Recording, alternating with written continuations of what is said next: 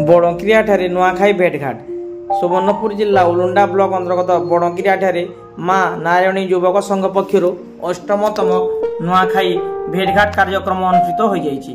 एही नुआखाई भेटघाट कार्यक्रम रे ग्रामर समस्त जाति वर्गर लोक समावेश होई परस्पर भेट हेबा सह पारंपरिक नृत्य गीतर मजा नैथिले।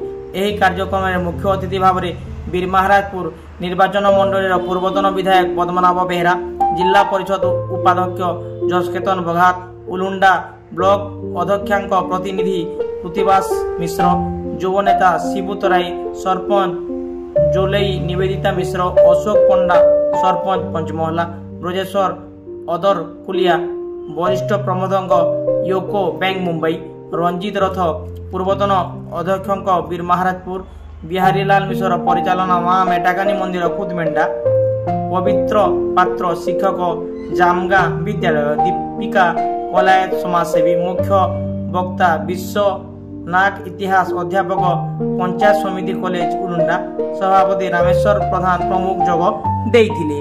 प्रारंभ में कमिटीर कृष्णचंद्र दोलाई कार्यक्रम उद्देश्य जणाइबा सह अतिथि को स्वागत करथिले। एहापरे छोट छोट कुनी कलाकार मानक द्वारा सांस्कृतिक कार्यक्रम परिवेषण हेबा सहित साधारण ज्ञान भली प्रतियोगिता अनुष्ठित होइतला। एही परिप्रेक्षी रे विभिन्न प्रतियोगिता रे कृति प्रतिभा को मंच रे पुरस्कृत करा जायतिला।